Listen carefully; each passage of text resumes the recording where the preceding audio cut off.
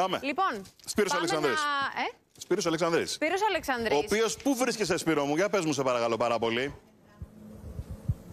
Εμείς θα σας δείξουμε τώρα αμέσως πώς δουλεύει ένας ανιχνευτής μετάλλων με τη βοήθεια του αντιπροσώπου του κυρίου Κυρίτσι. Έχουμε δει το τελευταίο διάστημα... Ναι. Έλα, ολοκλήρωσε, ναι.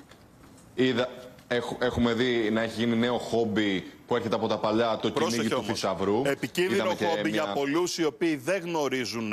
Γι' αυτό είναι ο κύριος Κυρίτσης, όπως τον άνθρωπο που έχασε τη ζωή του στη Λάρισα προχθές. Γιατί δεν γνωρίζουν, γιατί αυτά τα μηχανήματα σου δείχνουν ένα βάθος. Δεν μπορεί να είναι πολύ βαθιά αυτές οι λίρες ή οι θησαυροί που ψάχνουν. Θα μας τα πει ο κύριος Κυρίτσης, έτσι δεν είναι, Σπύρο, έλα.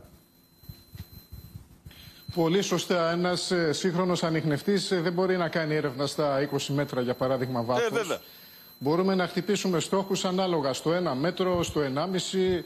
Με ένα πολύ πιο εξειδικευμένο μηχάνημα μπορούμε να φτάσουμε και τα 3 μέτρα.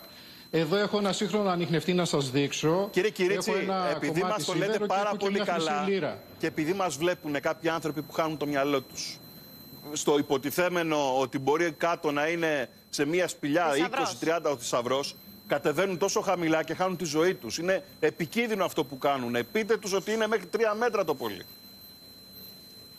Ναι, αυτά τα γνωρίζουν και τους ενημερώνουμε και μέσω από βιντεάκια. Ναι.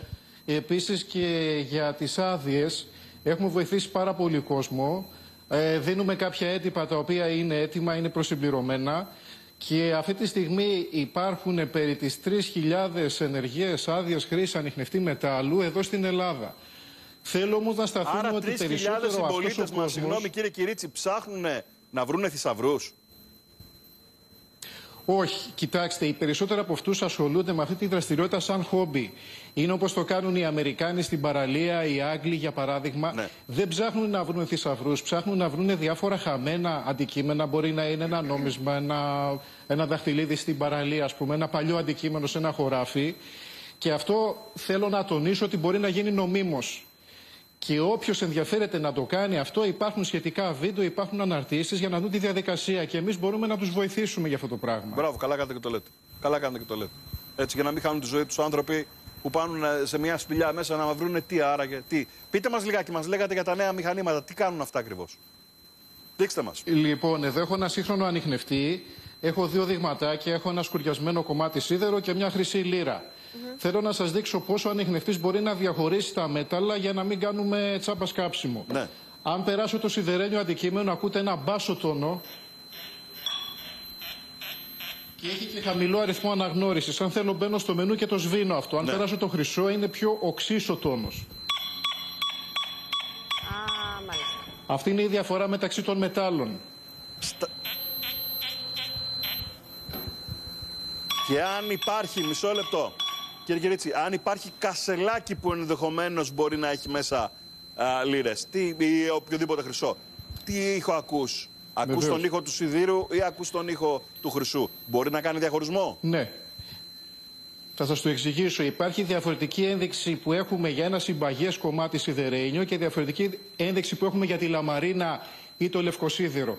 Οπότε ο χειριστής μπορεί να καταλάβει ότι χτυπάει αφενός μεν κάτι ογκώδες, δεν θα είναι κάτι μικρό σαν την μπρόκα, και δεν είναι σίδερο, είναι λευκοσίδηρος. Όταν έχω την ένδειξη αυτή, πιάνω τσίγκο δηλαδή, πιάνω κάτι πολύ μεγάλο, έχει μεγάλο όγκο, και έχω και την ένδειξη του βάθους ότι είναι κάτι βαθύ, θα είναι ύποπτο και πρέπει να το σκάψω. Δεν μπορεί όμως ο ανιχνευτής μέσα στο τζίγκο να μας δώσει ξεκάθαρα την ένδειξη του ευγενούς μετάλλου. Θα πρέπει να πονηρευτούμε εμείς και να συνδυάσουμε όγκο, βάθος και είδος μετάλλου, αν είναι τσίγκος δηλαδή, και να το σκάψουμε. Μάλιστα. Είναι πολύ χρήσιμες οι πληροφορίες τις οποίες μας δίνετε αυτήν την ώρα, για να μην τρελαίνεται ο κόσμος. Να σας ρωτήσω κάτι, κύριε Κυρίτσι, επειδή έρχονται πάρα πολλοί επίδοξοι χρυσοθύρες, επίδοξοι, ας πούμε, άνθρωποι οι οποίοι θέλουν να συναντήσουν την καλύτερη ζωή. Πρώτον, πόσα χρήματα μπορούν να δαπανίσουν για να αγοράσουν μια τέτοια συσκευή? Και δεύτερον, μπορείτε να τους βοηθήσετε να ξεπεράσουν? Έχει βρει κάποιος λίρες, τέλος πάντων, έχει βρει κάποιος χρυσός με τα μηχανήματα αυτά? Βεβαίως, για το πρώτο κομμάτι της ερώτησης, για το κόστος, να ξέρετε ότι οι ανιχνευτές μετάλλων έχουν ακολουθήσει αυτή την τάση των ηλεκτρονικών συσκευών, έχουν γίνει καλύτεροι και φθηνότεροι. Σε σχέση δηλαδή παράδειγμα με 5-6 χρόνια πίσω, πλέον ένας ανιχνευτής με τιμή 180 ή 250 ευρώ είναι καλός. Μπορεί να χτυπήσει δηλαδή ένα μεγάλο αντικείμενο στο 1 μέτρο, να έχει αναγνώριση σιδήρου στην οθόνη, αν είναι μέταλλο ευγενές ή άχρηστο. Ναι. Στο 1 μέτρο. Τώρα, στο 1 μέτρο. Στο 1 μέτρο. Κομμάτι, ναι, και με λίγα χρήματα, δηλαδή 180 ευρώ, έχουμε κάνει και παρουσιάσεις στο YouTube. Ναι, ναι. Και όσον αφορά το δεύτερο κομμάτι, έχει βρει κάποιο χρυσό? Για το δεύτερο σκέλος πρώτα θέλω να σταθώ ότι τους τονίζω ότι αυτό δεν πρέπει να γίνει πάθος. Οτιδήποτε γίνει πάθος είναι κακό για τον άνθρωπο. Αν σου γίνει πάθος, ας πούμε, το tuning του αυτοκινήτου, θα καταστραφείς, έτσι. Ναι. Αν σου γίνει πάθος η χρυσοθυρία, υπάρχουν κίνδυνοι. Πρώτα βάζουμε, με τον ορθολογισμό δουλεύουμε και βάζουμε πρώτα την ασφάλεια, πάντοτε. Βέβαια, πολλοί από τους νέους οι οποίοι μπαίνουν σε αυτό το σπορ, αυτό το χόμπι, δεν ενδιαφέρονται να βρουν το θησαυρό. Το κάνουν αυτό για λόγους διασκέδασης. Ψάχνουν να βρουν διάφορα χαμένα αντικείμενα. Εάν έχουν βρεθεί, έχουμε πολλοί κόσμο οι οποίοι έχουν βρει οικογενειακά τους κοιμήλια. Τι λέτε? Δηλαδή είχαν την εικόνα ότι ο παππούς είχε λύρες, η γιαγιά, έφυγαν ή με κάποια ασθένεια, Αλτσχάιμερ, ή έφυγαν ευνηδίως. Κατόπιν αυτοί ψάχνουν και βρίσκουν αυτά τα οποία έχουν κρύψει οι συγγενείς τους ή και από το Αντάρτικο ακόμα. Είχαμε περιπτώσεις. Μάλιστα. Γίνανε κάποιοι πλούσιοι? Κοιτάξτε, πλούσιοι δεν ξέρω αν γίνανε, αλλά σίγουρα καλυτέρεψαν την κατάστασή τους, έτσι. Μάλιστα. Την οικονομική τους κατάσταση. Οι άδειες είναι εύκολο να βγούνε? Τους βοηθάτε? Οι άδειες είναι εύκολο να βγουν, αρκεί να έχει το σωστό τρόπο, όπως το δείχνουμε σε κάποια βιντεάκια. Τα βλέπουμε τα βίντεο. Όποιος αγοράσει μηχάνημα, αναλαμβάνουμε άμεσα την έκδοση δελτίου κατοχής και όταν θα πάρουν το δελτίο κατοχής του ανιχνευτή που τους πιστοποιεί ότι είναι νόμιμοι κάτοχοι, τους βοηθάμε για την έκδοση άδειας χρήσης. Είναι πανεύκολο, είναι μια αίτηση, μια υπεύθυνη δήλωση και τοπογραφικά που πρέπει να βγάλουν από το κτηματολόγιο. Δεν είναι δύσκολο να γίνει, να γίνει νόμιμα. Μαζί με την αίτηση. Βέβαια, να γίνει νόμιμα. Και κάτι άλλο.